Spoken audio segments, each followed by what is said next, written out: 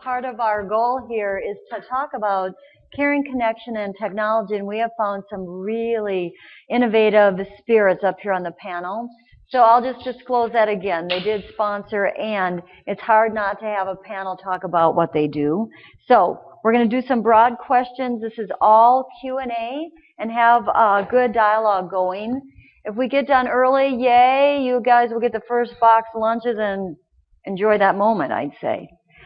So if you're okay with it, I'm going to just talk through, when we got together, I'm going to read their backgrounds first so you kind of know who our panelists are. We drafted some questions first, but what we thought was most helpful is I'll ask you all the questions.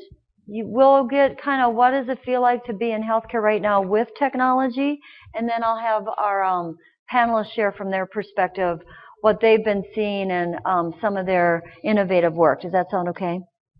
Volume okay? And it's nice and warm. Who needs coffee? There's water on the table now. So with that, let me just grab my book, and I'm 51, remember, so I need my age accessories. I'm going to just do a quick little background on each of them. James, we'll just start with James right here to my right. He is the founder of WellBeMe. WellBeMe provides guided care paths for the care team and patients to work together in partnership. They quantify and qualify and send a printout for the patients and families. This helps patients proactively manage their care path. James says nurses do not see themselves as part of the technology conversation, but they certainly want more involvement. We know Magnet has a demand for innovation. Technology is an opportunity to do things better and faster. A lot of clinical people feel like technology is put on them. What WellBeMe does, we need to reframe the conversation so that nurses and all caregivers realize that technology can advance their own agenda and help patients be successful in their care. A lot of new technology tools do not require a lot of IT. So more to come on WellBeMe. Then we have, I want to make sure we got the right order. Deb is here from TruthPoint. Her background is in nursing. She was at a hospital in western Wisconsin. TruthPoint is in 200 medical organizations. Their product gives real-time feedback to frontline staff. It is an improvement tool, not a measurement tool. One of the questions most of TruthPoint's clients choose to have asked is if the patient wants to recognize someone. Deb has case studies on how their tool has improved nursing to improve the overall care delivery as well as HCAHPS. So that's Deb. And then on the end is Linnell. She's with Swank Healthcare. Swank Healthcare has two divisions. One is staff education online training, and the other is patient entertainment. Hospitals can interject their own content. Linnell is working hard to marry those two divisions so the same messages are reinforced with staff and patients. She is currently doing analysis on HCAHPS with their customers who use entertainment and those who don't, and see how it affects the scores. So that's our panelists. So I'll start off with the questions. How, in your world, have technology impacted the patient care experience? So just from what you've been watching in the industry, how has it impacted the patient experience? And I'll tell my first story, and then I'll give you all some time to process this. My dad had CHF, 84-year-old, and in walked Dr. Titi with his tablet. Now, my dad also has, 12 grandchildren who are on their electronics all the time. So when Dr. Titi walked in his room, you could just see his face, like, what are you doing with a computer in my face? And I said to Dr. Titi, the cardiologist, can you explain to my dad what you're doing? And he said, oh, Mr. Backel. And he sat down on the bed and said, I'm just getting your story. And then when I leave your room, I carry it with me, so I have it in front of me. Well, 84-year-old from a farming community, he thought he was a flippin' rock star. Like, how cool is this? He just put that in the tablet. But I tell caregivers that all the time because I think technology can help enhance experience. But if we don't talk about it as an accessory in the care story, then my dad, if Dr. Titi would not have sat down and explained, what do you think my dad would have thought? Right? Like, he's ignoring me, that piece of equipment is more important than me. He graduated from high school, so he needed a very common explanation about how do you carry your story. And I like those words that Dr. Titi used. I'm going to tell your story in this tablet, and then I can carry it with me wherever I go.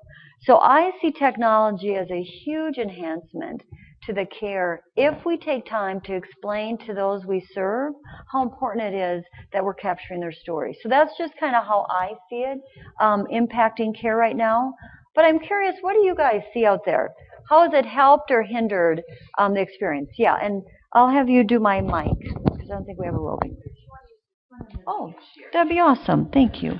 I'm probably an art and care just from a recording perspective. Sure. Do you see the button? Oh, look at that.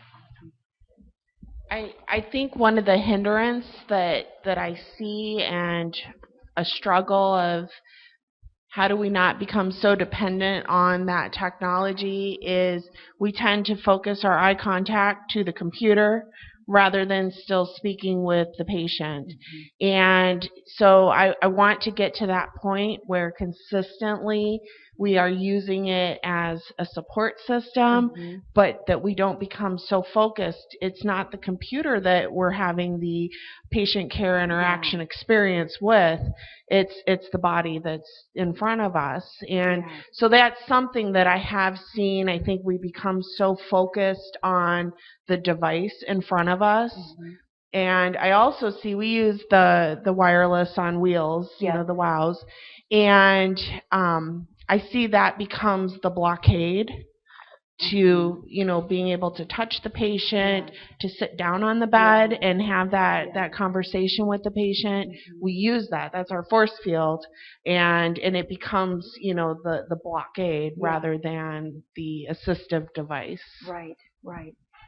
One way we do, no surprise, at CHCM, some experiential learning. And so one quick, and I want this session to have you walk away with some just really practical insights that we know technology is part of our fabric. How can we continue to be caring with that in our fabric? If you at your tables, this will take 1 minute. I want you to turn to the person and put your piece of paper in front of your face and tell them the best thing you did this weekend, and it has to be G-rated. So just try it. It's priceless. And if there's odd numbers, be an observer. So like this table, somebody just observe what this looks like. Oh, 246, what the heck? I don't do math. You guys are fine. So if there's an odd number, oh, this might work. Awesome. Just tell the best thing that happened on the weekend. One of you just start talking with a piece of paper in front of your face.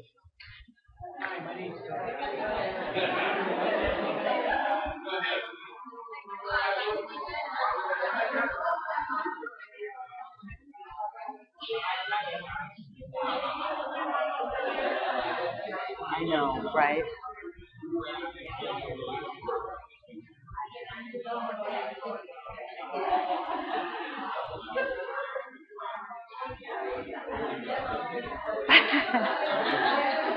All right. So literally you could do this. How did that feel, you guys? Not good, unconnected, kind of funny, people were laughing. I love that because it'll take you 1 minute to do that at a staff meeting, at MedExec, at section meetings, at your exec team meeting, because if we don't role model this, our caregivers won't get it. And so when you have that happen to you, I bet they'll think differently when they bring that wow in the room. So just good concrete practices is what we're going to keep talking about today. How else has it improved or impacted? Yeah. I'm a physician that works in the emergency department. Two things. One is now I know when there's interactions in medications because of the MedRec. So that's been a key. If they have a penicillin allergy and I order the wrong thing, it tells me stop. The other thing is the secretary's coming. Can you read the consultants, what they wrote on the orders? Yeah. You're a physician. You should be able to interpret this scribble, and I can't. So reducing the ambiguity, can't read it, don't know what they want. I think that's the best part of EMRs. Yes. Is it's clear, it's precise, who did it, what time, and all the rest of that. Yeah. The bad part is I see the physicians and nurses, they go to the bedside, they talk for 2 or 3 minutes, and then they run and they spend all their time hunched over the computer putting everything in. And everything is about check boxes. The nurses, I got to get all this stuff done. And the physicians, I have to get all this stuff done. And so we take them away from sitting down and talking. I used to sit with a pad and I'd write everything out while I talked to them. I can't do that, so now I have to leave, and so I spend less time at the bedside. Yeah, it's hard. Behind Liz. I just had a procedure done last week, and it was a facility that had an EMR since 2006, and the nurse, when she was in the room asking me the questions, very naturally said, "Barb, let me turn this computer so I face you." And right then, there was engagement. Right. And she continued to put in her data, but she had made that connection in those few seconds, and I was engaged. Yes. See, again, good practice for you guys to take back with you. I was a patient for 3 weeks in my own hospital as a CEO. They never did that. And so then you make up, what are you putting in there? Because I know you're putting something in there. So another nice question to say is, what would you like me to share in this record as I'm taking notes? That gets you all in the game. If they would have asked me once, Margot, what do you want me to share as I'm in my computer? I would have loved that moment. So good tips, you guys, on how it's part of our fabric. How can we make sure that caring aspect comes clear? Another positive experience that I've seen using EMRs, again with the WOWs, we would turn the screen and show radiology results. Nice. Here's where the inflammation is, and it really engaged the patient. Or we could pull up their lab results, and they could see the high and low range. But sometimes being able to visualize rather than, some of us are visual learners, some of us are auditory learners, and to have that interaction and engage the patient into their care and let them see what's happening to them. I have seen, response from patients that was very positive. Yeah, it's our story, so show us our story.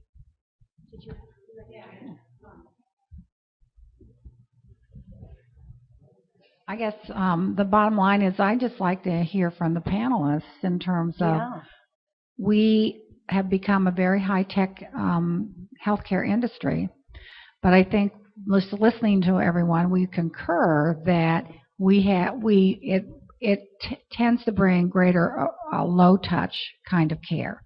And I see it more today than I've ever seen it in my entire career in nursing. And it concerns me because we really don't make the connection. And then the patient and the family feels they're not connected. And they're very dissatisfied with their care because no one really made it a high-touch connection. So I want to hear from the panelists, what do we do?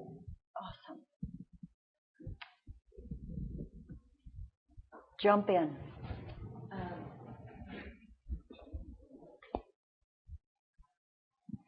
Well, when I first was broached with this question, I was thinking about two things. One is we've gained so much from technology. I think now we define technology as the EMR.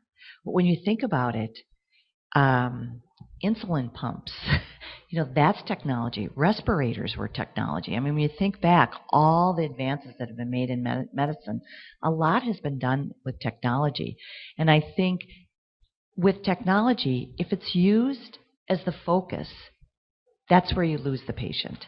But if it's used as a tool, that's where you can really make some strides. As you mentioned about, the EMR, there's decreased errors in medications, decrease errors in procedures, everything, because everything is entered and everyone can read it.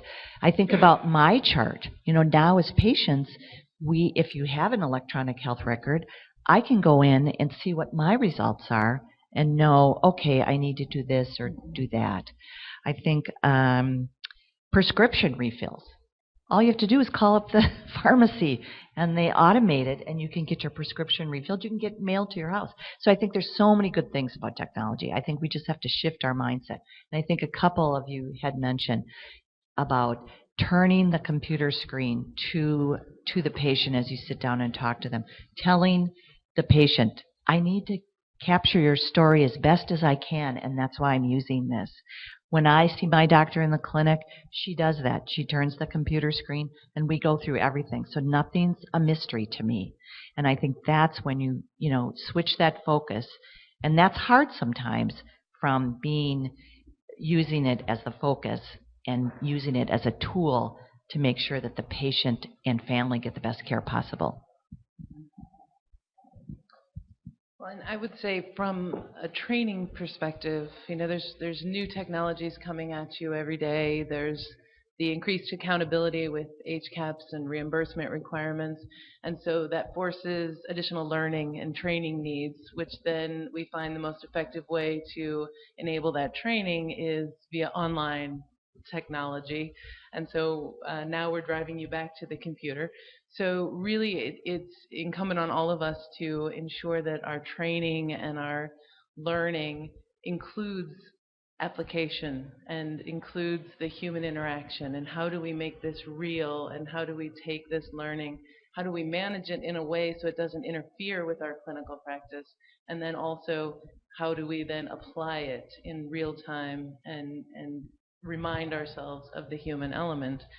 And then I think the other aspect, just another example to put on my other hat, is different hospitals have different interactions with their patients. So you're talking about the wows that you bring in the room, the other tools that you have.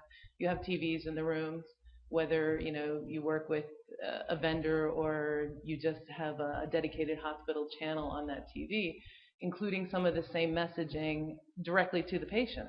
So if you're talking HCAHPS specifically, an example would be, one of the domains, Quiet at Night. Hospital X believes Quiet at Night is really important to us, and we care about this. If you have any concerns or questions, here's a number to call. So it kind of reinforces that message with the patient and uses technology directly with them and their families and guests. So it becomes full circle, and they're a part of it as well. So I think it's just connecting the dots in most cases. James? So I'll offer a different perspective to your question, because I am one of those technology designers. I create technology from napkins on. And, I think you all need to realize that technology designers and companies that make technology are highly accountable to you all. If you said you don't pass the paper test, you don't get adopted, we'd be forced to go back to the drawing board and rethink the way we do things. I think the technology community at large in healthcare today is getting away with murder. They're putting all kinds of crap in on the name of better economics, more efficiency, this, that, and the others, and over again distilling out the true nature of care out of the equation. It's happening all over the place. I can't tell you how many times I've heard physicians and nurses and people in your positions complain about how the distillation of care is taking place in the name of bringing the technology into place. But I would hold you all accountable for that. You're allowing it to happen. In some capacity, you are on the committees and on the panels and on the selection evaluation things, you or your peers. And I think you ought to stand up and say, that's not the way we want our healthcare technology to be, and force a higher standard upon us. And I will tell you that there are some awfully smart, brilliant people who can come to bear on these problems. There's nothing about the way the technology is today that means it has to be low touch. In fact, technology is being used in very exciting ways all over the world in all kinds of industries to do remarkable things in high touch kind of ways. So I think that's one of the lessons learned. Take that paper test, wonderful, Margot, and take it to your next committee meeting and go, why do we have to accept this? So I think there's the technology is not the problem. It's the way we choose to use it, or the things that we choose to direct its use for. So we can build much better technology. And of course, every year that goes by, right? Every year that goes by, I mean, part of the challenge we have here is, a lot of the technology we have in healthcare today took a long time to get there. Okay, we were slow adopters in the industry. So I hate to break it to everybody, but what we're using today, which we think is state of the art, was really conceived and created almost 20 years ago. I mean, today, if you look at what mobile technology is capable of, voice recognition, I mean, how many of you here have Siri on your phones? Do you have to have a screen anymore to be able to do the things? Do you have to put a screen up in front of things? No, I can use Siri. So I use that as an example. I think there's all kinds of really innovative new technologies that are out there. But for economic reasons, regulatory reasons, all of those, I suppose we got to kind of go through the curve right now. But there's a lot of old stuff floating around, and we will see the change. But if you want the change, you're going to have to ask for it. You're going to have to put your hands down, and everybody from the chief nursing officer and the chief medical officer to everybody down the ranks, I think, has to start asking for a different kind of an approach that balances this high touch that everybody is looking for with the advantages that we're all also embracing at the same time. I think it's possible. James, when you've been traveling across and looking at different industries, what does high touch, high tech look like? What are some good examples? Well, I think the place where it really starts to, well, you can learn from kids actually. The children's toy industry is actually a good place to go and find things about how they've actually used it. I mean, I don't know if you've seen things like smart blocks and all those kind of technologies, which sort of don't remove play for learning. They do things like edutainment. I'll give you an example. The latest version of the Kindle, no plug here, but the latest version of the Kindle builds in learning games for children to increase their reading. And it does it in a way that embraces the teacher and embraces the parent into the interactions. And so it's not like it's, a kid goes off and is just sitting there playing. They can play, they can bring librarians into the process, they can do all kinds of things, and bring communities together. So there's numerous ones, but I think some of the most inventive, perhaps because that industry moves so quickly and so competitive, and every year, every Christmas you got to come out with new things. I think if you look at what we're doing with toys and developmental toys and things like that, there's a lot of very illustrative examples in there. I think in healthcare, we're a generation or two behind. I haven't seen any sort of real breakout technologies. But if you look on the consumer side, the stuff that people are downloading for free on their iPhones to manage their weight and track their diabetes and all those kinds of things, a lot of innovation taking place, all kinds of things. Unfortunately, a lot of those technologies are not connected back to the care community. They don't really make those connections. So consumers or patients who choose to use them are doing it on their own. But that's high-touch stuff. I mean, you look at some of the things that they're doing on those phones and weight management. They're talking to all their friends. They're playing, they're competing with each other. They've got buddy support systems. They wouldn't say it's a low-touch. I mean, they wouldn't complain. Those patients who are in those kind of communities are not saying that this feels disintermediated, because they feel that they're actually more engaged and more connected in some ways. Yeah, good.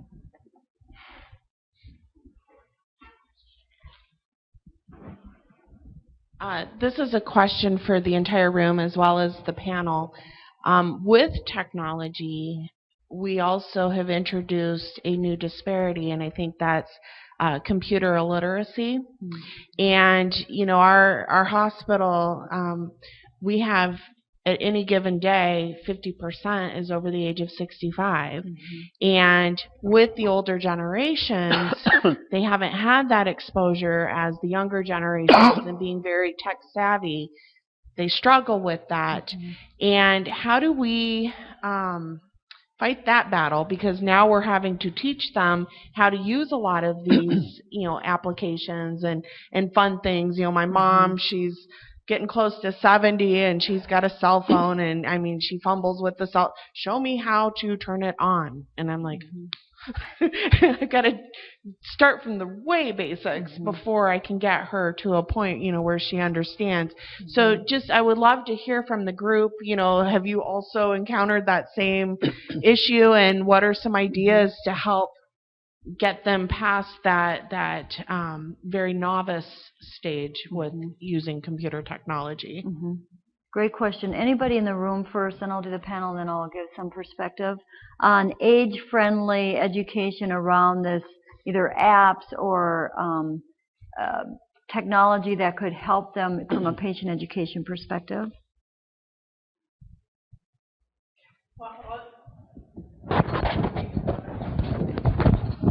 I think you're on the right track. When you're talking about the new technologies, there's a lot of opportunity out there in gaming.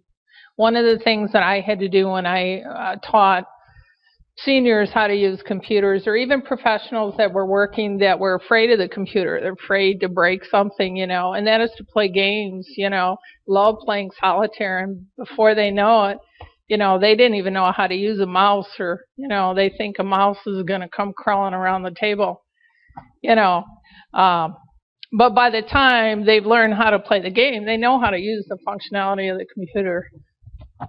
It's not to say that's the same as teaching someone to use our EMR system. But I think the problem that we're having is twofold. One is we have so much resources tied up in our current systems. And that goes just even looking at our LCD systems. Why are we using those when we could be using HD TVs? Way more economical than the money we spend for these silly bulbs.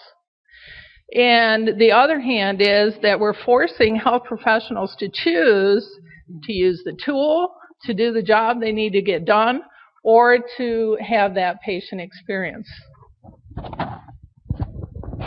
So we can talk more. Is it either or both?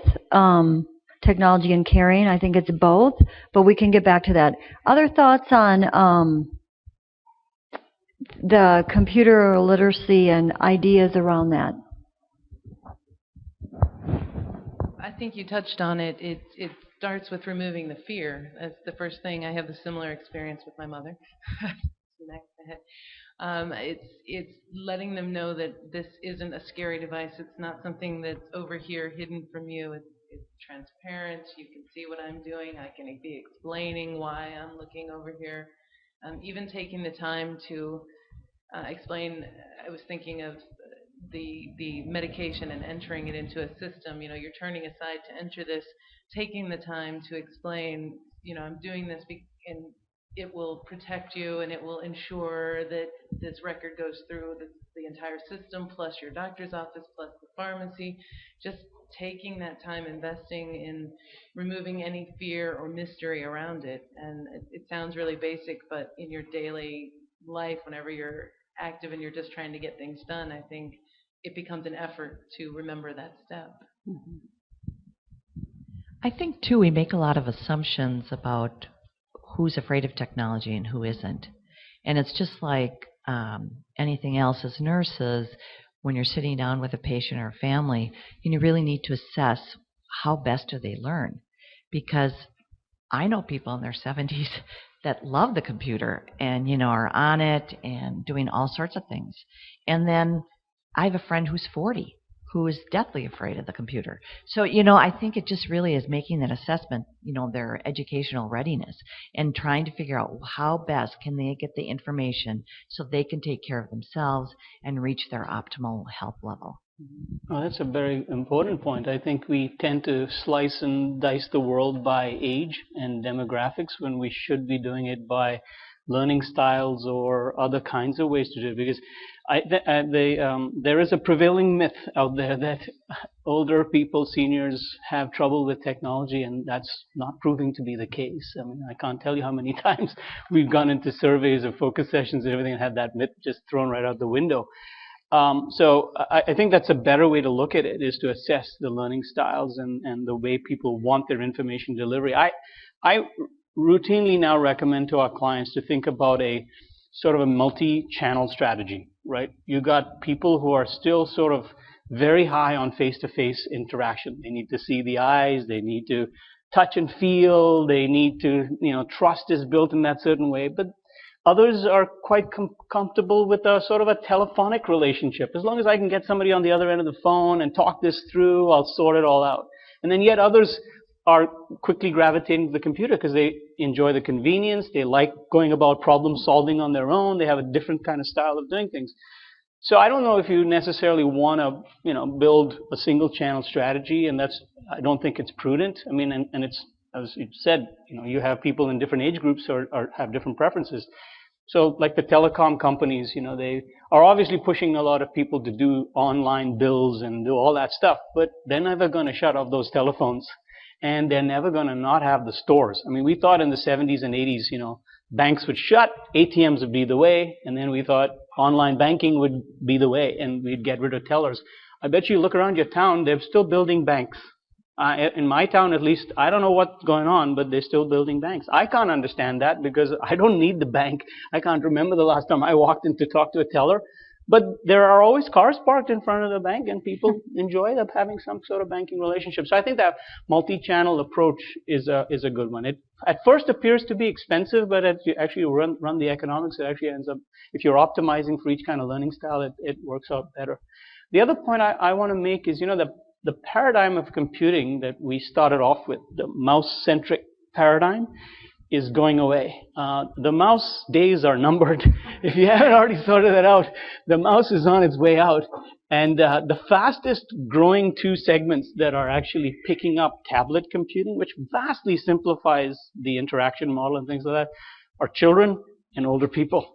Fastest growing segments that are buying tablets. And the reason is that it's a completely different way to interact with information, right? Not a computer. The computer even goes away. It's just a device, and I interact with information. I want the weather. There's the weather. I want something else. There's the weather. I want to talk to my grandchildren. Click Skype. There's Skype. That's how it should be. The technology is going away, and learning all those menus and all that stuff is going away. So I'm very optimistic that you'll see real rich competencies getting built here very, very fast.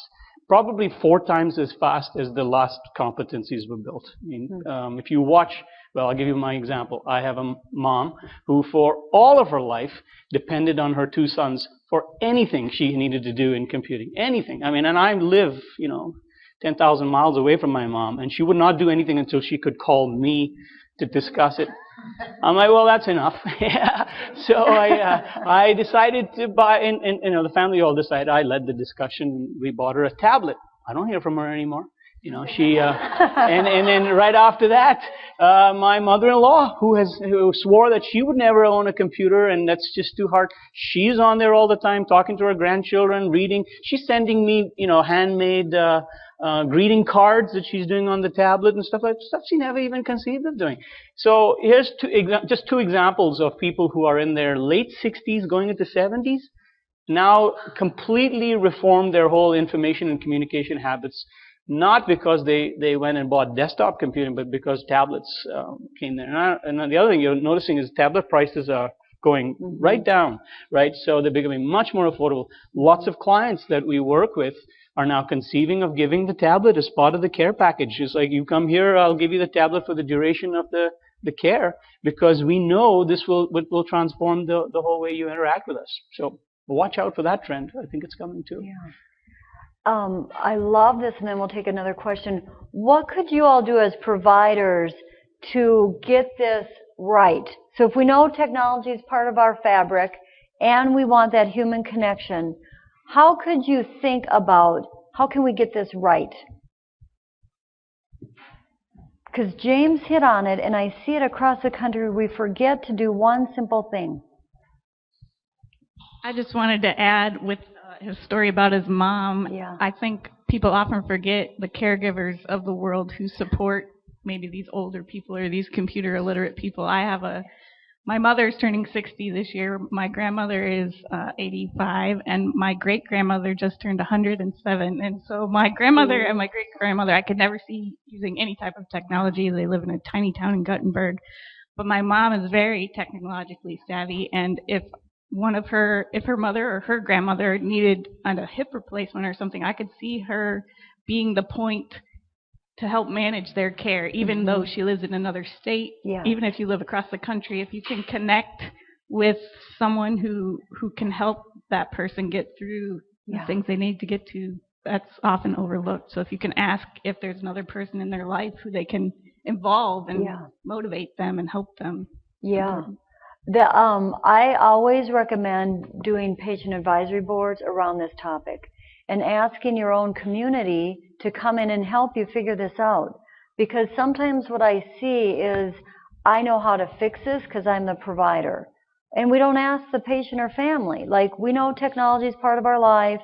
After they leave the hospital, invite them back in to say, you know, given your experience and you know the computer's here and our IV pumps are going and you got all this information, what would make sense? How could we have done this differently and better to keep this in balance? Because it's not going away. How could we do this better? I had an ED, 85,000 visits. They invited about 15 people in to help them figure this out. They wanted to meet with them weekly. So it's not like our community doesn't want to help us. Sometimes we just forget, oh, dang it, we probably should ask them. And set aside some time and say, we're in this struggle. We know it's valuable. How could we do this differently? And I bet we could figure it out. The other thing is with, I love positive deviance work, because part of that model is you learn from it within to go outside. So I would find an elderly person in my community, if I were you, that loved tablets, were on it, and I would have a community education session with that person teaching others. Because what did we just learn this morning? Do we like being vulnerable? Hate it. And so I think part of this might be, if you can connect the content from this morning to here. If I'm older, I don't want to look stupid, and then I'm not going to ask questions. Or I might be crabby because I look stupid. If we could have our own, teach our own, lovely. So if I was in a community, I would go to the senior center. I'd find the most active person on the kind of the computer vogue, and I'd ask them, can you partner with us? We're a healthcare provider. You seem to know how to use computers well. And I would totally do some community education around this, but let that senior lead it so they feel safe. So that's just a practical strategy I would throw out there that we could do some good work on. Yeah. We've done about 3 years of focus groups with our Nice. veterans, and these are veterans that range from young age to older age, 70 or 80. And we've asked them about in terms of what is most important to you, what can we do to improve our care, and they know we have computers, they know we have stuff, they know we have ILD, they know that, they're willing to embrace that, and they say the simplest things, ladies and gentlemen, if you will look at me, if you will tell me your name, that's all I ask. Be present for me in the room. Turn to me before you go to the computer. Whatever it is, that mindfulness presence before you go into them is all they ask. Yeah. And that's fine. It's the people that are not mindful. I was in the room, Barb. I can't do the patient experience.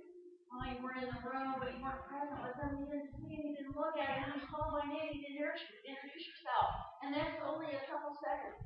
So that's what we found, and that's what we're trying to get across to people. And I don't know, the whole change is fighting against it. That's okay, fine, let's go, but this is what they're telling us. Yes. So, You know, I would totally agree with that. And thinking of what Brene Brown said this morning, too, I think at one time I was a nurse executive in a hospital.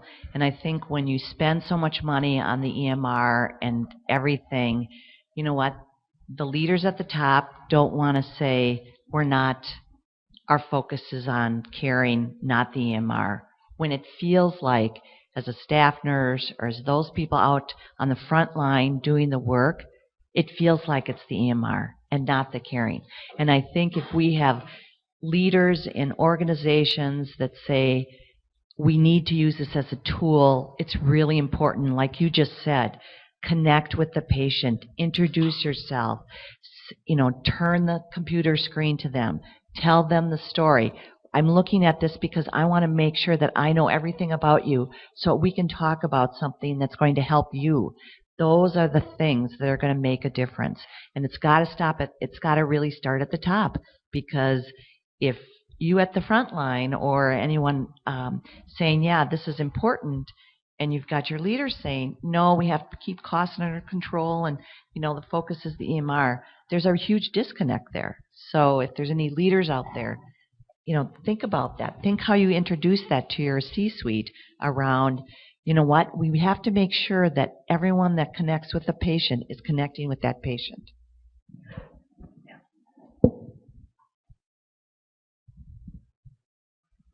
So I'm on the front line. I'm a floor nurse on a primarily cardiac step-down unit. And at our hospital, we've only recently gone to a full EMR system. Until last December, we were doing a hybrid of paper and a rather antiquated partial electronic system. So one of the great features of our new EMR is that it has a work list for tasks that everyone needs to get through on their shifts. And one of the features I don't like so much is management can go in and look at your work list and see if you're caught up at any given second. And the conductor who spoke yesterday, he made a point that I really resonated with me.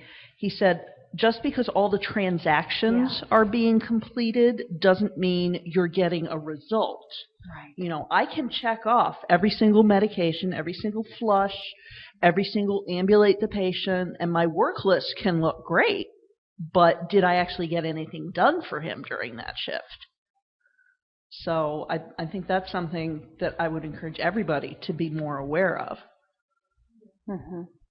Yeah, good. I actually work in an ambulatory setting, and our facility chose to roll out EMR to ambulatory first, 2 years prior to full implementation in the inpatient side. So it's been a year. October of 12, we implemented it whole system-wide. And one of the positive things that we're finding is the connection that we can now make across the continuum of care. And everyone can be informed and see the chart. So in my setting, we see the patients pre-op and post-op, but the nurses, the primary nurses can enter their information for the patient and, more personal. What does the patient like to be called? Who is their primary caregiver? The ambulatory nurses can now go and see, okay, how did their visit go when they had surgery on the inpatient side? Is there anything I need to know before they come back? They can also see who the primary nurse was inpatient and vice versa, so they can make those connections as well. So I think that it has helped provide more personal care to the patient across the continuum. And wouldn't you just pass out if you walked in and said, this computer has helped me with your care so much, I can't wait to add more information to it, instead of saying, I hate this thing and I don't know why I have to use it. Like, well, that's not helpful. So some appreciative work around this would be amazing. To acknowledge, even at frontline work, you might hate it. It's not going to help your patient in bed. You might want to talk about this, this feels cumbersome, and I'm so grateful because your physician gets to get the results real time. I think some of it might be how we're framing it as well. Because if I know you hate it, I'm going to be hating it because I trust nursing. And so I just think to be appreciative about how it's helped us. But I don't know if I've ever heard that yet in a hallway to say, this really is helpful. I might not like it, but it really has helped get the med orders. Or it allows me to see your broken bone quicker. That might reset some of the energy quickly. This question may be for the entire group, but when we bring the topic of technology back to RBC, are there specific examples of how technology has been used to support even Drive, even I2, E2? How is technology used in inspiration? How is technology used in infrastructure? And so on and so on? Yeah, there's some with.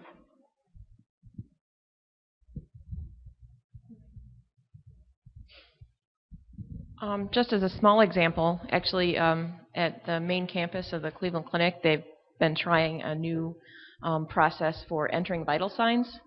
As a bedside nurse, this is extremely important to me. I have PCAs that do my vital signs, but they have to do them on 12 people.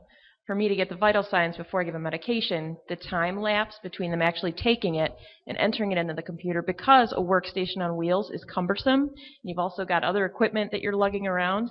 Often they have to take vitals on 12 people, which can take up to an hour depending on all the other stuff the patients need. It's a huge problem. So they started trying to use iPods. They gave the PCAs iPod touches. They can enter the vital signs in manually right at the bedside, right when they put them in. They decreased the time, like an average of 20 minutes from the time a blood pressure was taken and the time it entered the record down to a minute. Nothing. And I mean, what a huge success. They're slowly rolling it out, but I mean, that is a tiny thing, but for me, it's huge and increases patient safety because you don't have that lazy person giving the medication before they saw the vitals.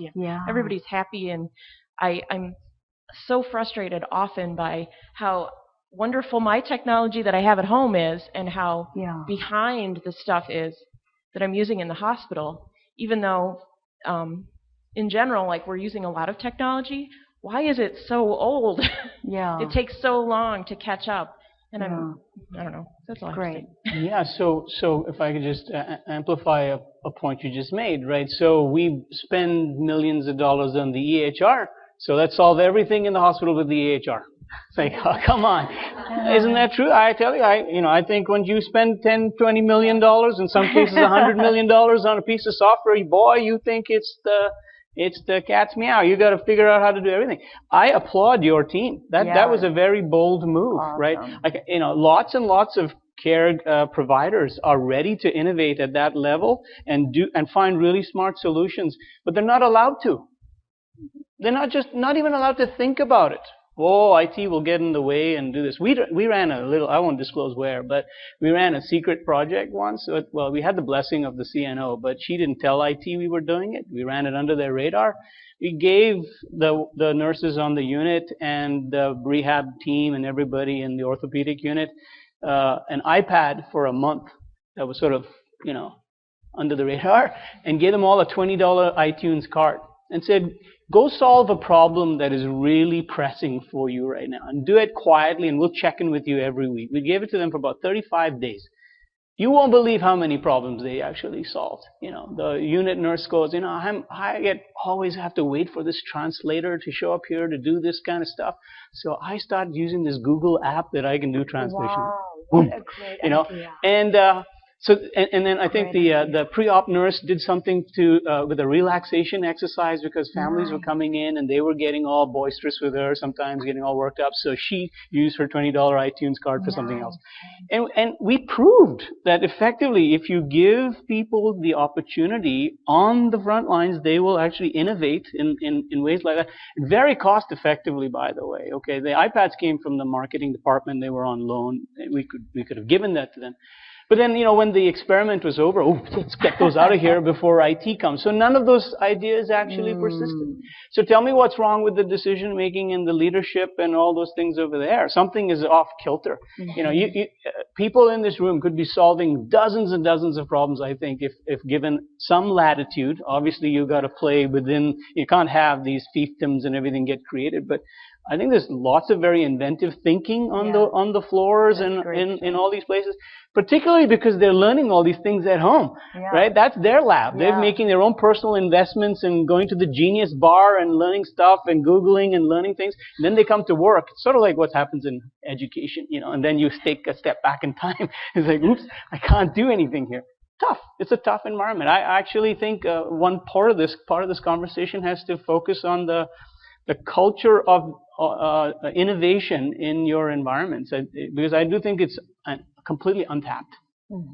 So, by the way, out of curiosity, who came up with that idea about the iPods? I'm not sure. Okay. Okay. Nice. Great story. Sure. Yes. Absolutely. Well, power of positive deviance. When you find something that works, run with it. Go with it. Yeah. Yep. We're doing, our big thing is noise with our HCAP, and what we looked at was alarms and alarm fatigues. And which we have a huge problem with within our organization. And what we're doing is actually, what we found is we have a bioengineer working with us. I'm a researcher, and we have some other people. And what we're actually doing is going to each unit now, because what we found with alarm fatigue, besides the smartphones, and we all know that issue there, we're really looking at how we can take each unit and understand the noise levels. We tried the ear and all that stuff. It's just like anything. It's a toy. At first it works, and that's the problem with technology. At first it's a toy and it works, but then we get immune to it, and that's what has transpired. So we realize that it takes much more than just putting up another more equipment. Instead, we have to now, I think we're at a point where we have to balance our human needs with the equipment that's there. And I think nothing speaks to it louder than alarm fatigue and just the number of alarms. For instance, our nurses with a smartphone can have 500 to 600 alarms in an 8-hour period. That is astronomical. And I don't think I'm talking anything different than any other institution.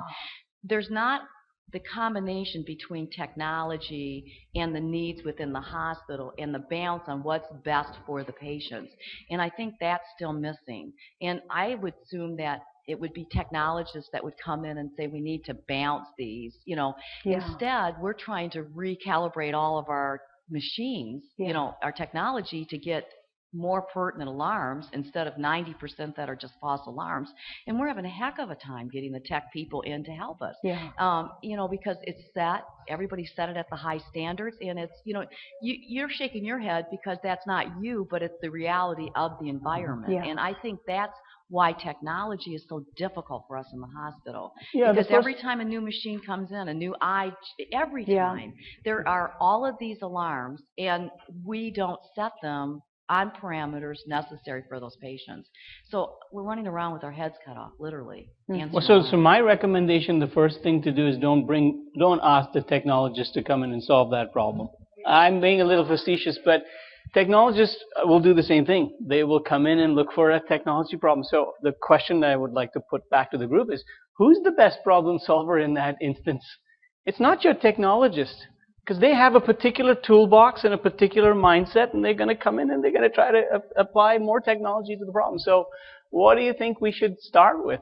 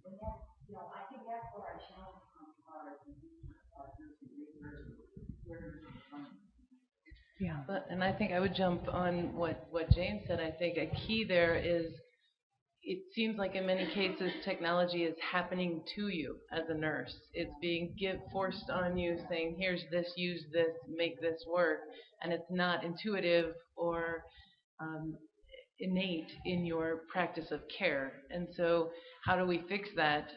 You don't go back to the technologist and say, develop this better. You get yourself to the table. Somehow nursing has to be the cog in the machine that's explaining and being involved at the point of development. And I saw this at the airport on the way here. It's U.S. News and World Report, and it's the coming revolution. It's a fabulous issue talking about technology that's coming, and I'm starting to get a little anxious as I continue to read. And it was everything from your lab tests to your aftercare and what you had to do, and it was all about mapping your genomes and all of this stuff. And but this is all happening to me as a patient. And then it hit me in preparing for this session who is there that can pull this all together? Who's at the center? And to me, it's the nurse. It's the nursing specialty. You're the carers who can tie this all together, who can speak on behalf of the patient, on behalf of care and caring, and put things in perspective. And so a bigger discussion becomes, how do we get nursing to the table? And I would just add, you know, in those organizations that are doing RBC, one of the things that they found, and I heard this yesterday, there's pharmacy involved. We need to have unit councils with IT, or the unit council needs to have, or the IT department needs to have a unit council, and work with the unit councils with nursing around all these things. I agree, you know, nursing traditionally hasn't been at the table when it comes to IT. You know, we need new pumps. Okay, well, let IT make that decision. You know what? That's not an IT decision. It has to be a nursing decision, and we have to have our leaders in organizations say nursing needs to be at the table, and they have to work together. Just think of all the problems that we've solved in healthcare working together with pharmacy. I mean, 5 years ago, 10 years ago, it was pharmacy's fault. Pharmacy didn't do this. Pharmacy didn't do that. And now, you know, we're working hand in hand to deliver that care. Okay, we have to do the same thing with IT. Because you know what? They're not, I mean, pharmacy has at least some clinical background. IT, they don't have clinical background. And you know what? They need to be in the discussions with nursing, and we have to learn how to work with each other in order that the patient can be best served. Well, I think and I don't know if you're from VISN or VA, but I think the VA, we could learn a lot on the questions we're asking in the EHR. So when I listened yesterday and heard, if I was a veteran and I could say, what do I want my life to look like in 5 years? I think the questions we're asking in the EHR is what we have to pay attention to from a relational perspective. So when I've seen clients do it well, they've sat down with Epic and said, we want some different questions here on this intake. We want to know, what are you most worried about during this visit? Or we got the name thing down right, but what else should we be asking from a personal perspective that maybe we could craft the intake form differently? Or what are we asking when we get the care plan built? Is it personalized or is it canned? And that's why I was really taken by the VA yesterday on that whole personal health history. That felt very relational to me, not as much as the typical. Is that true? And how did you all create that? Because I think you're a learning lab that we should pay attention to from a relational context. Look how you all have used technology to capture the life story. So you must have been intentional around what questions to put in your EHR. Yeah. All of the reformation and the addition of the new Office of Patient-Centered Care at the national PHA level, and hiring Dr. Tracy Gaudet, a physician and researcher from the Duke system, that had done a lot of pilot work in terms of looking at veterans and non-compliance with therapies, and how do we get a smoker that's always smoked all his life and doesn't want to hear any more about the stop smoking. How do we focus the questions about, well, what's important to you? Yeah. Well, I want to see my grandson graduate in 5 or 10 years. Okay, well, how are you going to do that? How can we start now? And you start down the wellness path by asking those questions, and there's, you know, you're right, a lot of, at first, well, why do I have to know this? Takes time. But once they get into it, and then they see that decision, and the ultimate story was the guy quit smoking. I mean, he started to walk because he said, well, I want to walk. Don't tell me to quit smoking. I'm not quitting smoking. So he found out as he walked and got healthier that ultimately he did stop smoking. And it was his plan and his idea to do it, and he met the goal. So the whole framework of what is you, what's important to you, and how do I interact with that as your provider, and not be as judgmental as I want to be, because that's what we've always done. So it's a very learning process that will take us years, but it was with that overall intention of the patient-driven concept, and shared leadership and shared partnership. Yeah, I think your story is wonderful, actually.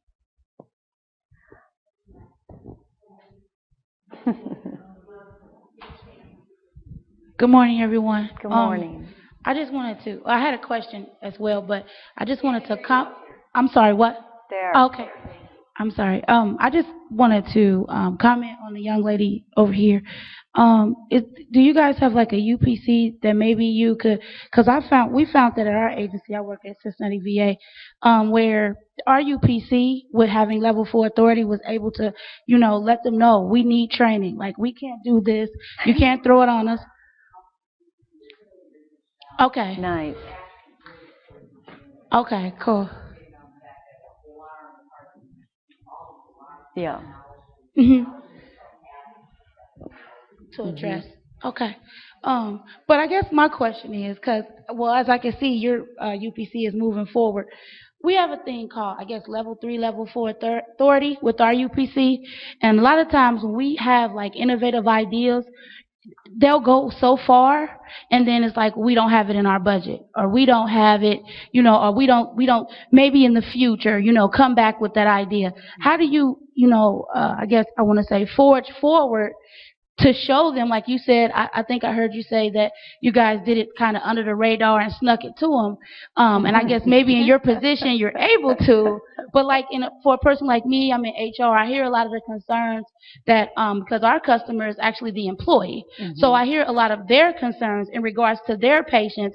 And as a UPC chair, just wanting to be able to fight for them, but it's only so far we can take it within our agency or within our facility. Do we keep fighting and become a target?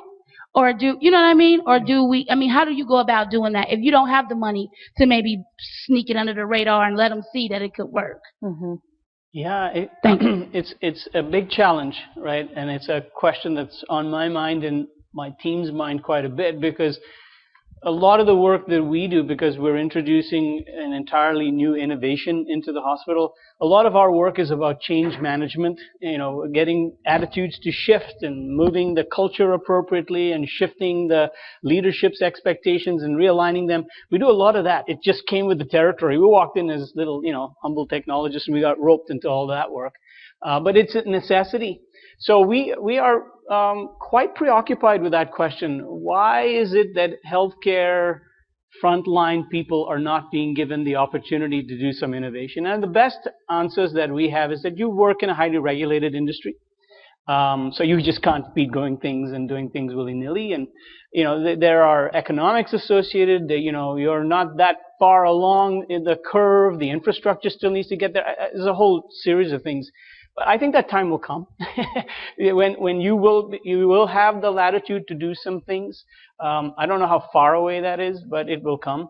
I think in some settings there is the opportunity to do some things. So we work quite closely with schools of nursing. We have a school of nursing at the University of Wisconsin, a rather big and industrious one. And there are a lot of young nurses graduating, getting their PhDs and everything, that are pushing this envelope in their research. And I think they're driving new lines now. They're asking for new ways to think about care and bringing the technology. So I think schools of nursing are really a frontier for this work. They're going to redefine processes. They're going to bring technology in the processes. They're going to explore this idea of relationships in new ways. We've been involved in several big grant projects with them, and we're very encouraged by how they're going about doing it. We had this one project where a PhD nurse effectively developed a system that allowed 100 school nurses who work in the most difficult situations. I mean, I don't know if you know anything about school nursing in the districts. It's a tough war zone, right? They all now have iPads, and they're using it to manage kids with chronic care. And it was a rather remarkable innovation if you think about it, right? It's a whole new different way of doing things. So innovation is going to come from a lot of different places. The schools of nursing are going to be one. If you're affiliated with the school of nursing, I would say take your ideas there. It'll probably find a petri dish if you've got open-minded leadership and things like that over there. The deans and all are open-minded. And I think it'll infiltrate its way there. But I don't have a good answer for when it is that you will be able to do this. It really depends on your superiors and how much they're willing to go to bat against IT. I think the IT is the wrong answer. I'm saying that to any IT person here that's in the room too. I mean, and by the way, the new generation of CIOs that are in the hospitals today, the newest generation of them, agree with me. They don't want to stop the conversation. If we go to them and we ever meet with them, which we don't often pursue them. That's a whole different point altogether. But when they come to us, they say, go talk to the chief nursing officer about this, go talk to the unit managers about this, go talk to that. That's a good sign. If you've got a CIO who pushes those decisions to you, that is a very good sign about the cultural transformation. On the other hand, if you have a CIO or an IT leadership team that is a sort of a control-oriented and you can't do this, you can't do that, and it's too much work for us, and that will run off the rails, I feel for you. So maybe they don't go to the IT person, but in that regard, it would seem like the IT person is the one who kind of from flourishing or. Well, let me offer a slightly different perspective here that might be useful to those of you that are sort of change agents in your organization. There's a very interesting new species of designer coming on the scene here. And I don't know if they've made their way into healthcare, but it's called the user experience designer. Any of you heard of this group? Okay. So all of the best companies that are transforming industries right now, big industries, whether it's airlines, hospitality, banking, all of them, have brought in a new class of these user experience designers into the process. These user experience designers are sort of blended guys and gals that don't necessarily come up the ranks from technology. They're not computer science majors and all those traditional things. They are architects and artists and sculptors, and they come from these interesting hybrid backgrounds, biochemists, whatever, filmmakers like myself. We started off as filmmaking, so they're really good storytellers, which is why I think this morning session kind of resonated with everybody. And so what their job is to observe you, talk to your patients, understand all of that, and sort of write a narrative about it. It's sort of come up with the best sort of user experience design. Sort of they take a little bit of Disney thinking and a little bit of scientific thinking and a little bit of this and a little bit of that, and they put together great stories about how life should really be. And that becomes the blueprint where all the technology teams need to become subservient to. I think it's a very compelling and powerful new way of addressing all the issues that you're talking about, because that narrative, that story, that sort of is at the heart of what you're trying to communicate. That's what's not happening today. If you look around the room, we're not getting our stories across. We don't know how to tell them. We don't know how to tell the alarm story. We don't know how to tell that. And we think we should tell it to the technology person. I'm arguing that no, you should really find a user experience person. To the extent that if you're getting into a transformation project today that includes any type of technology, it would be in your best interest to bring a UX, that's the shorthand for it, a user experience person into the mix. They have a remarkable way of having this sort of balanced thinking and balanced thing, because they're not, they don't come in the room with a hammer or a drill and going, I can start with that. They're just trying to understand and put it together. All the award-winning software that's out there today, I would contend, has got the mark of these kind of people in it. So if you've got one of those people among you, there's some people that have a sort of natural affinity to do that, like, I'll tell the narrative here. Watch out for those guys, because I think it's a very interesting development, and it's catching fire on all industries. It's bound to come to healthcare. I think I'm going to have the last word. Is this the end? Oh, we have time? Oh, okay. I have been. So I'm going to just take the mic, sorry. And this is going to be a little bit different. My name's Lori Barkin, and I'm a psychiatric CNS, so I'm kind of a little bit of a dinosaur, but I'm a very high-touch person. I'm very wowed by all of the technology, and I think it's incredible what it can do, and I can see how connection has to be redefined, especially, I think, with kids. I'm thinking about diabetic kids and being in touch with each other and kind of dealing with that. I have some friends who are experiencing that. I am concerned about defining the limits of technology, and I'm wondering if anybody in the room here has read Sherry Turkle's book on why we expect more from technology than we do from each other. And she's a psychologist at MIT, and she studies robotics.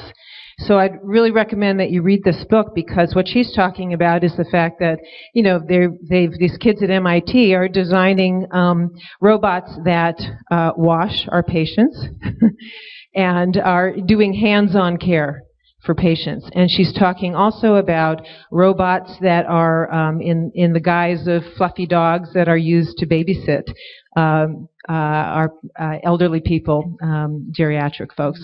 And so it brings up a lot of ethical questions that I think we're going to need to grapple with.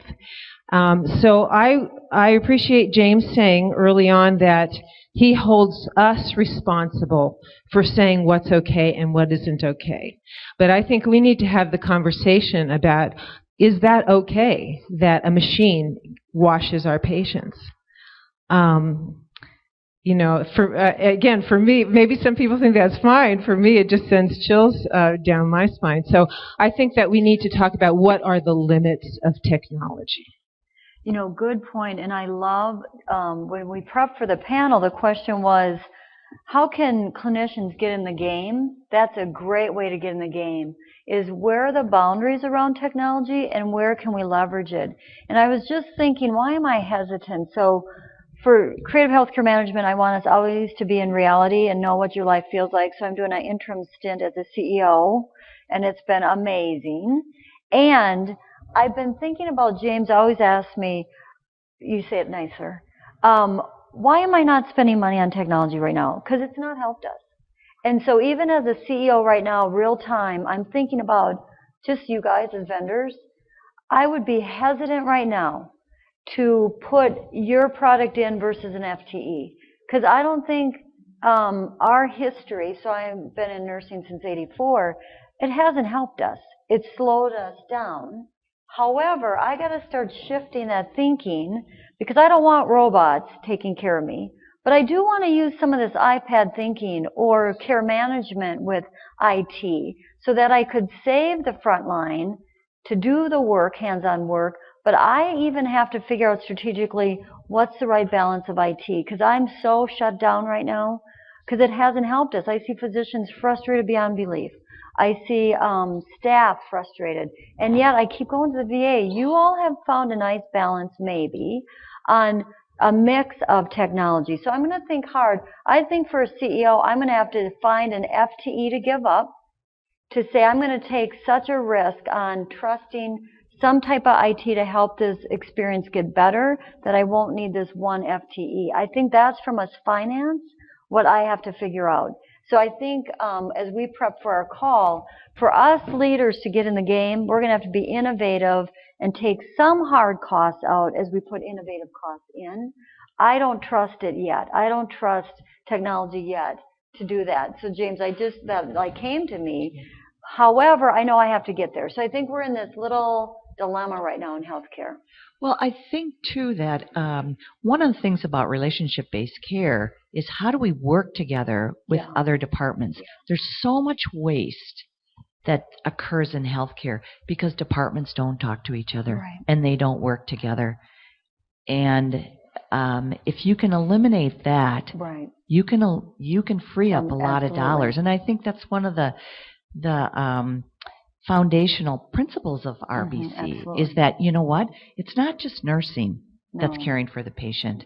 It's the whole team, and whether that team has direct or indirect effect on that patient, or direct or indirect care with that patient and family.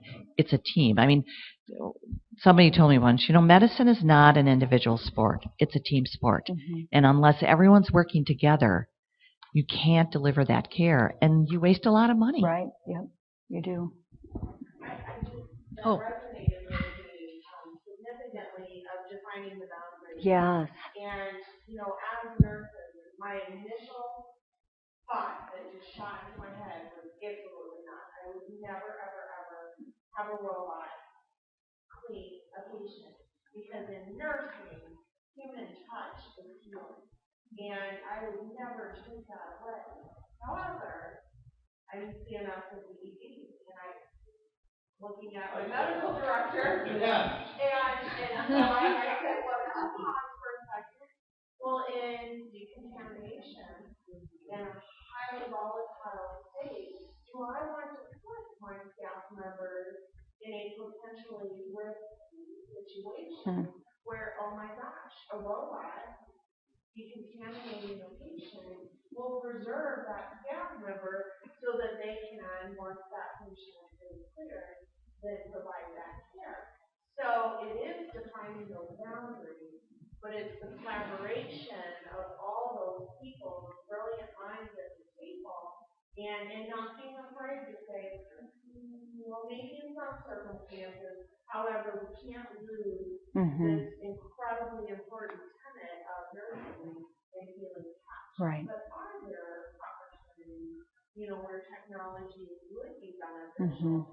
So I think sometimes we tend to jump out of who we are and say, well, we'll trust on the expert, and rather than saying, wait a minute, we still provide a very valiant reasoning behind these decisions, and not lose sight of the essence of what our disciplines are. Yeah, good point. Hi. Just a reinforcement in terms of finding ways and going about correcting what technology has brought to us. Like, for example, in our case, we're a small community hospital. We were up to the point that it was just a minute or an hour before signing a contract on what kind of EMR our hospital was going to get. Unfortunately, at that point in time, a few months back, we were just merging with a bigger hospital in the city who already had an existing EMR in place. And I guess our heads pretty much had their hands tied on just following and absorbing what the other one got already. And it turned out that once we had it in place, it just didn't totally work for us. It was over-customized for the bigger place, and everybody was very frustrated, the nurses and the doctors, and it seems like IT had the last say on everything. So what happened, right now I'm involved in an ongoing study with the blessing of our Vice President for Quality, and with the schools, it's involving one of the schools and one of the students, and we're doing this EHR study to see how intuitive, how interactive, and how useful this current tool we have really is for us, because our contract is due in 2 years, and we have the option of being able to change that and get something that's better suited to our care, considering it's also making us lose money because it's not talking to our existing system. So it's a big problem. So hopefully, like, you can partner with schools, like you said, and they're very happy to do the study with you.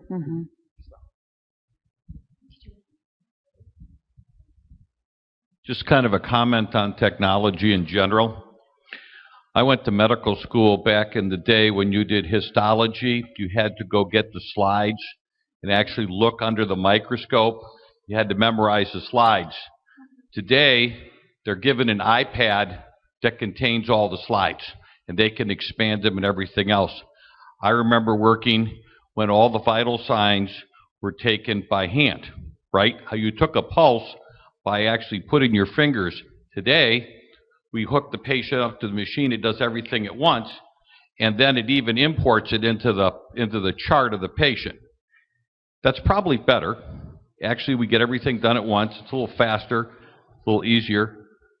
But, so that's a nice robot. That's a nice technology. It's probably helped the nurses in some ways. It's taken away, but it's taken away you touching the patient. So I think the key, and I was in the ER when we decided we needed a computer in every room. And so, God, we wired every single room in the whole hospital with computers. And then after we looked at our workflow, and you've probably all done this, about half of them got used, right? We put them on walls. We did, right. And then after about 6 months, you said, nah, we don't use half these computers. And so then we had to rethink. And I think what we're at right now is kind of like the automotive company. I'm from Michigan. And you're faced in that area where you're introducing technology into a workplace, and you're trying to use the technology to just duplicate what you already did. So We had paper charts everywhere. Instead of paper charts, we have computers everywhere that contain a version of the paper chart. It doesn't make us work smarter. It makes us do more stuff, but in a different fashion. So that's become the frustration. And I think what you're making up, James, is we have to think differently. We have to allow people to bring iPads. I did the same thing. I snuck an iPad in because I figured out a way to wire into our wireless system, and so I use an iPad when I work. Of course, the IT people hate it because it's not secure. But it works. I'd rather sit at the bedside with an iPad and chat with you than even to bring a WOW in with me. Except that for lots of reasons, we can't do that. And I think what's happening is the best things. I love the iPad. I'm going to go back. I got to talk to you about that, how to do that iPod with the... But that's the kind of stuff. The medical students, the residents are creating the new technologies. Well, these guys find all kinds of apps that they work on their iPhone. You want to learn something, get the latest nursing student or the latest resident how to figure out how to do it with an iPhone. And they figured it out already, and they're even writing the apps to make things work better. And that's where the change in medicine, and I think there's huge resistance, although, because it's a control issue. You know, control over who can use the devices. Well, and I think we're at a point of evolution in healthcare where moving from the traditional incidence-based care models to the quality of care model, if you look at the age caps, the reimbursement issues, all of those things, we're giving patients more of a voice. And in turn, I think that directly correlates to giving nurses, frontline staff, more of a voice. And it puts pressures on the CEO, the decision makers, to start making these decisions to hopefully start to knock down those barriers of, no, this stops here, we aren't going to do this, or IT controlling for security reasons, because the patients are demanding a certain level of quality of care, and now the decision makers are being hit with that, with reimbursements or, whatever it is, and it's all going to become part of the dialogue and the decision-making process. Can't say what the timing is on that, but I think it's definitely happening. And, it started with government and just Medicare, Medicaid reimbursements, but we know that the non-government insurances are moving the same direction. And was covered in the New York Times last week, talking about that they're moving in this direction. It's just going to become bigger and more important, and I think it's going to drive decisions and hopefully make all of this easier for all people.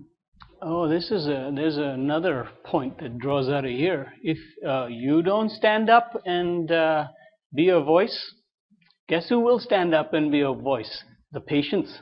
And they'll start doing things in the hospital that you probably won't appreciate, right? I'll give you a story that actually is really a remarkable example of this. So a patient was in her unit in the bed and apparently trying to get the call button to work, and couldn't get the call button to work. No one was coming, whatever the reasons were, it doesn't matter. Nobody was showing up. So she tweeted about it. Guess what happened, right? She tweeted about it, her referring physician or something got a hold of that tweet, then called the senior director and the manager. You can follow that story wherever you like, right? Patients are coming into the hospitals and they don't have these restrictions like you have. They don't. They can bring their iPads unless you're going to suddenly determine a new policy and say, hey, you can't do all that stuff.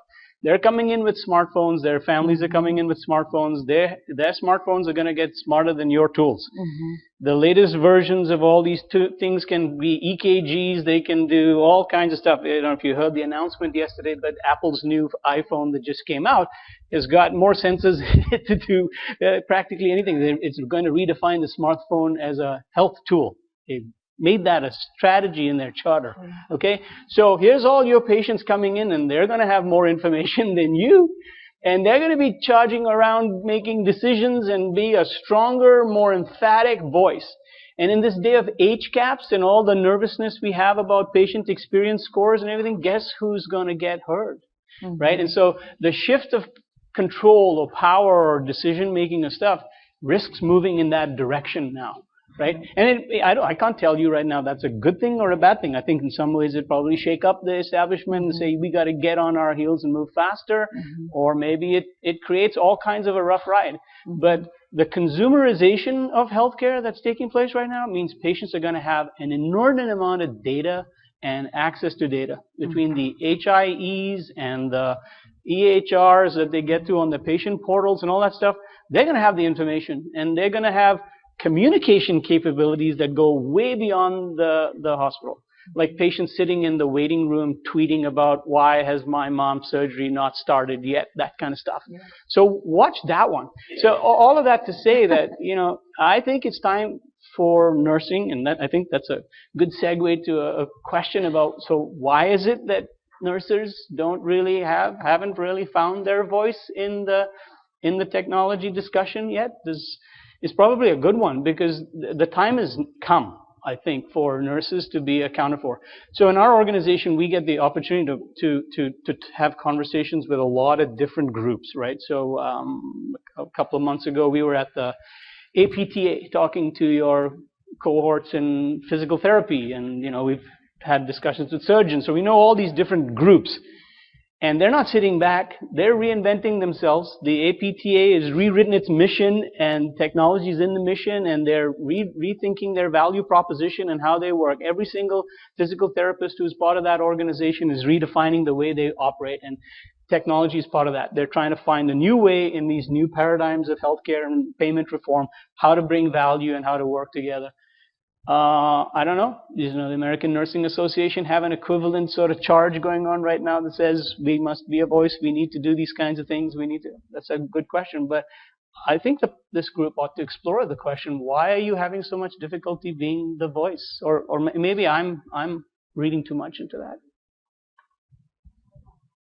Yeah, I was just going to pivot off James and come back to Deborah's earlier observation.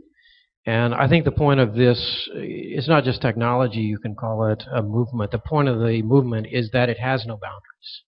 And that's the beauty and the bane of it. And when you come back to Deborah's earlier question about would you have a robot taking care of you, to an extent it's a generational issue. Most of my generation would say absolutely not. I would never want a robot taking care of me. If you were to ask my 10-year-old, who is now learning and using robots in school, to him it would be entirely cool. And him 10, 15 years from now, it might be the expectation that he would only want a robot taking care of him.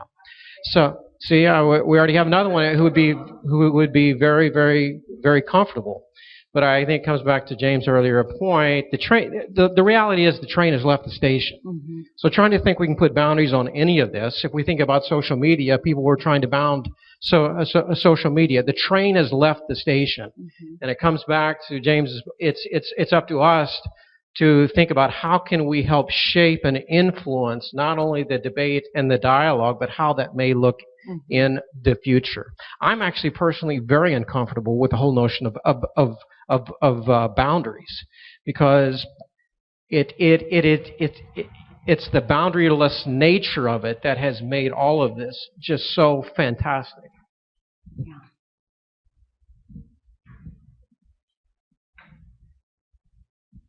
I think in a way you don't have a choice anymore. You haven't had that choice. It's gone, One of the things, like in my clinic where I work in an outpatient clinic.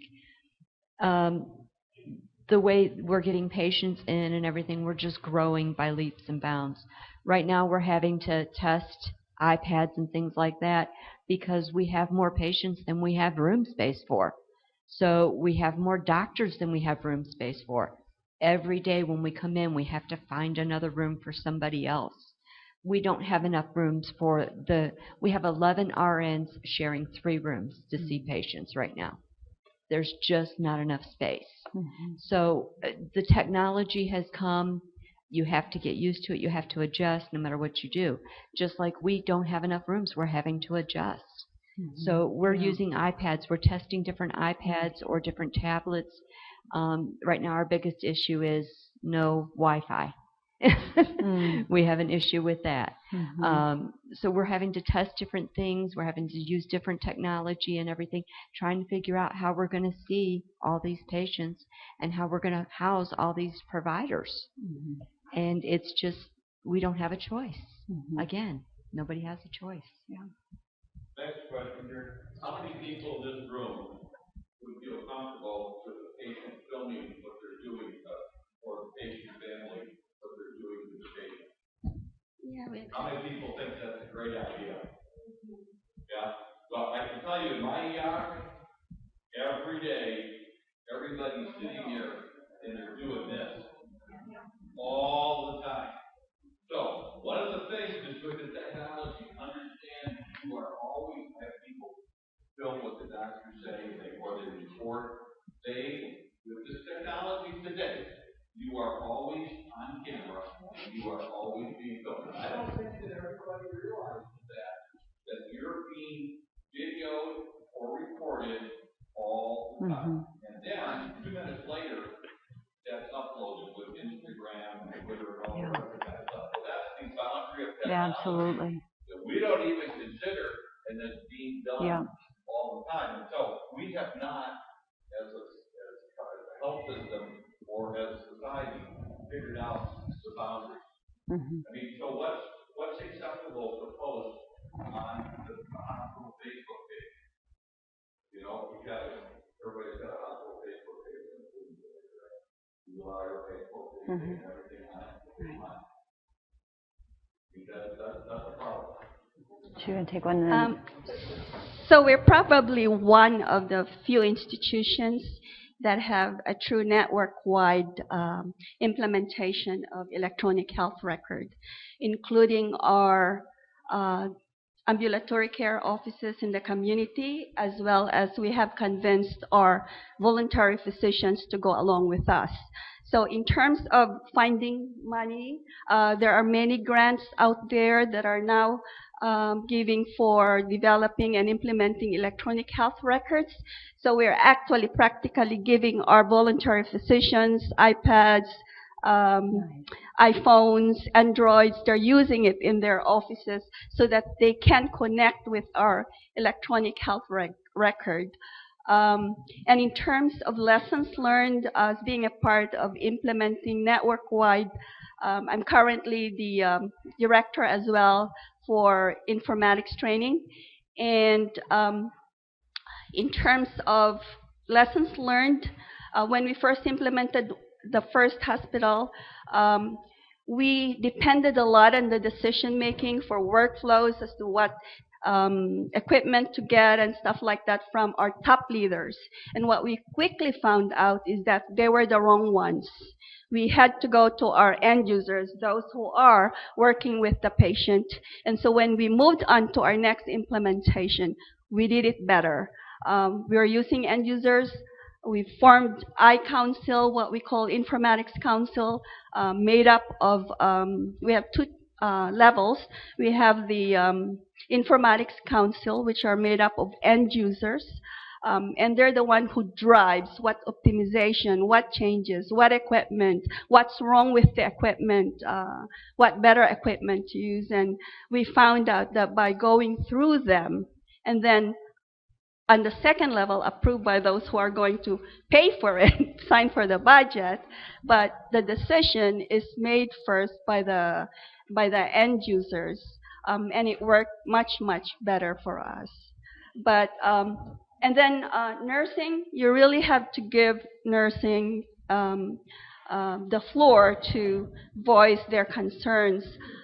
In terms of selection of equipment, that's very big, because we don't purchase anything now that is not going to work with device integration. We should not need to enter data twice. The equipment should talk to your electronic health record so that you don't have to first enter it into an iPad or whatever. When you take it, it should flow automatically into your electronic health record. And that came out of the recommendation from the end users. And in addition to staffing, we always said, well, we don't have enough staff. but you need to also implement other things other than what you're going to do with technology. So to partner with technology, we wanted to make sure that we're doing the clinical hourly rounding. We also said that administrators and leadership has to also round and help us make sure identify, issues that might have been missed by the clinical people. And we implemented what we call no PES zones, so that when an alarm, a light goes off, that anyone closest to that room must go and enter and ask, what's going on? What can I do for you? And if you can't, you have to have process wherein people feel safe to go and tell you, patient so and so in room, bed, whatever, needs this. So we have to give permission to people to do that. I agree. Good comment. I was just thinking about what Brene Brown said this morning around getting into the arena, so to speak, and how important it is for those nurses that are coming, graduating from school and have all this technology information. They have the technology information, and the nurses that have been on the front line have the clinical expertise and the clinical experience.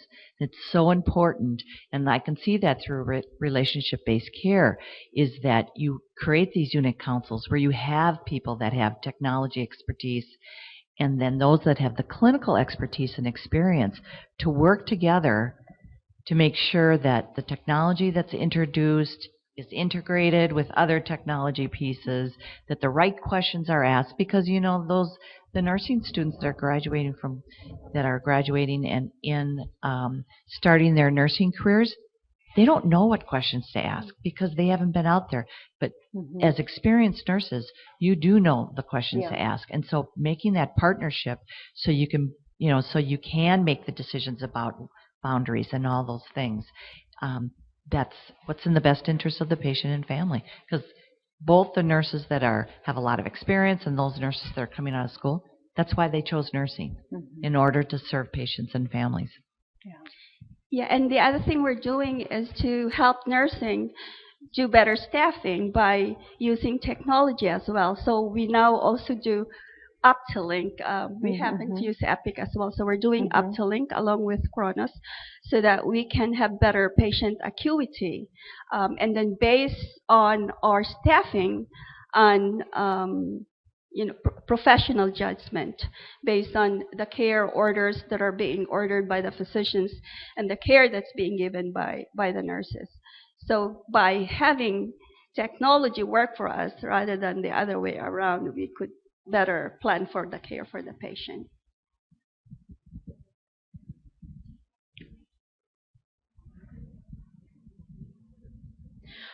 You asked earlier why nurses aren't always at the table, so I've been thinking about that one. One of the thoughts that I have is we're very good strategists at taking care of the patient, doing tasks, formulating plans on a very small scale. But I would challenge you to broaden your horizons. I've talked to many nurse leaders, and they don't know who their GPO is. They don't know who their contracts are through. They don't know those very basic business things that is what we have to have those skills to take to the table for people to listen to us. We are caring. We are kind. We love to take care of patients, but do not forget that healthcare is a business. So if you want to make changes, you want to drive things, show them what is going to happen, how it will improve your HCAHPS, how it will improve your business, how it will affect patient care in a numbers fashion. So if you're thinking technology, don't just think things that I put on a patient or EMRs. Think, where's my value-based purchasing calculator? Where are things that I can use to show and demonstrate how I can better care for my patient and drive the change? So when you're thinking, think bigger, think more strategically, think globally. So I just would challenge you to educate yourself and find some of those tools because they're out there. I agree, and put some return on investment and stay with it. So we have to take some risks with some strategic technology, and when they get approved at Finance Committee, it's because you showed them return, and if it doesn't come back, we need the person back. That's kind of, we just got to start shifting our return on investment differently, I think. Yeah, so you made a really good point, if I could just follow up on that. So it's a really good point. See, what you did was you didn't frame the conversation as a technology conversation. My sense is that a lot of people in this room who feel uncomfortable, unqualified, I don't know enough about this technology, it's moving so fast, et cetera, so they don't want to engage in that conversation. But I would argue and submit that you shouldn't frame it as a technology conversation. You should frame it as a value conversation. You should frame it as an experience conversation. These are things that everybody in this room is comfortable talking about. You can talk about the patient experience. You can talk about your experience. You can talk about the value of your experience. And that's what you need to communicate. And you need to have some kind of a team or person who knows how to facilitate that conversation in such a way that people who are in the technology business walk away with an understanding of how we need to create value for you and how we need to create experiences for you. Yeah. I think when people try to get into the technology conversation, they lose footing. I know this for a fact because I've watched it happen, and I've often had to try to redraw the lines. It's futile because while you're doing your job, the world of technology is whizzing by you. You don't have the time to do what I do on a regular basis and keep up with all the technology and stuff like that. So best if you stick to the things that you know how to find expression for. I love the idea of value conversations, experience conversations. Write the story of what you think life for a nurse in the 21st century ought to look like at your facility in your particular clinical setting. Get that to start the conversation with your IT team. Watch what happens. Most of the time those guys are like, whoa, what is that all about? They won't even know how to really react, but force them to say, that's what we really want. That's how we want to think about our world and how you use it. Do you know how many EHRs there are in the market today? Does anybody want to wager a guess? Any more guesses? Last time the federal government put out a report and there was 1,400 of them. Oh my God. The amount of innovation that is taking place on EHRs right now is amazing. We tend to think about 3 or 4 of them that have been around a while and established their gunships and got the federal money, et cetera, and they're doing quite well. But, they're not the innovators. They're not the high innovators. There's all kinds of other things going on. Well, I'm not making a case that you switch your EHR focus. The point of the fact is there are other alternatives and other ways to look at these things. And a lot of those companies are starting from these kind of user stories. And frankly, if you worked with one of those EHRs, you probably would enjoy it. You were like, whoa, this is a completely different way for me to work. It's on an iPad. And by the way, it works just like Netflix or it works like something else. And why didn't it be like this all the time? So start with the stories, a value conversation, experience conversation. I think it's a very comfortable place that nurses can go and do what they do best. Figure out how to do it that way. This is a great way to transition to our lunch, but I want to leave the last 2 panelists. Kind of what are some other closing thoughts you have regarding the technology and human connection? Because James, I think you're right on. What do you think in closing? Wisdom from the field. Wisdom from the field. I think it's just it's the balance and considering. I don't know. I'm coming up with a supply and demand analogy where the demand is starting to change. Patients are having more of a voice, but then we're worried about applying technology to the patient and alienating the patient, and we just keep going in this circle. So just really understanding patients are hands-on. They are, many of them have technology. Many are afraid of it. You're not going to know every scenario, but just being open and aware and conscious of all the technology touch points. And someone earlier mentioned, when you talk about technology, you generally instantly think of computers, tablets, phones, but it's I forgot the example you used, every IV, every tool that you use is technology. And so just finding a way to make that an active part of your daily work, of being conscious of that interaction and what it means to the patient and what the patient might be feeling or thinking or understanding or misunderstanding, and adding that as an active thought rather than just something dismissive or but making that part of your role and part of your job is the awareness and helping with that balance of technology, tools, and the human touch. Nice. Yeah, I would just add, I don't know if this is going to be adding, but I think as we said in the beginning, technology is a tool. And there's lots of different tools out there. Technology is one of them. And I think, as James said in the beginning, we as nurses, speaking from a clinical perspective, we have to be accountable for our part in this.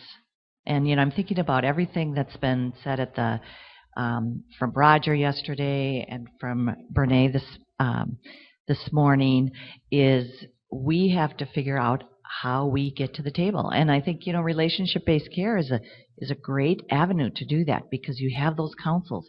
You've got people that are talking to each other. You're talking to different departments.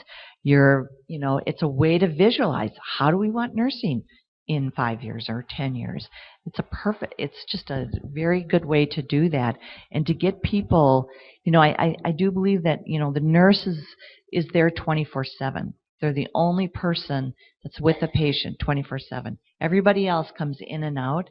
And so it's the nurse's opportunity to really be that coordinator of care, and then also to be the leader in working with the different departments to make sure that human touch, that human connection, and that relationship that you've made with the patient isn't pushed to the side. And both Roger and Brene talked about relationships.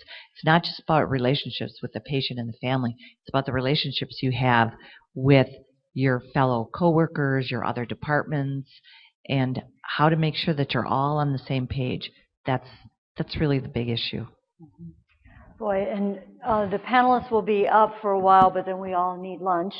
Just to take on that, to end this all, if you take it up at a level, if I'm not at the bedside, but I'm watching the leaders, one thing that I have seen all the time have a great impact is role model the behavior you want to see all over.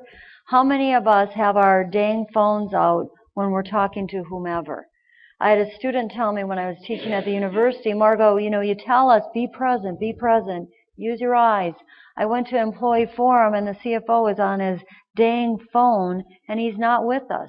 So I said, okay, we're practicing courage. What should you do with that? Go back and give them some feedback that if we see our leaders do this and you want us to be like this, then I got to see more of it, because they're watching us. Brené Brown, how would I say her name wrong?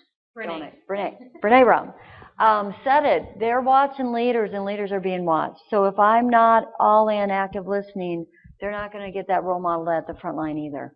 And then the other parting thought as a mom, my 19-year-old loves upgrades when he gets his new phone. I hate upgrades. Finally, he said to me, you can either dread the rest of your life or you might get excited like I do, Mom, because there's always something exciting coming out in 2 years.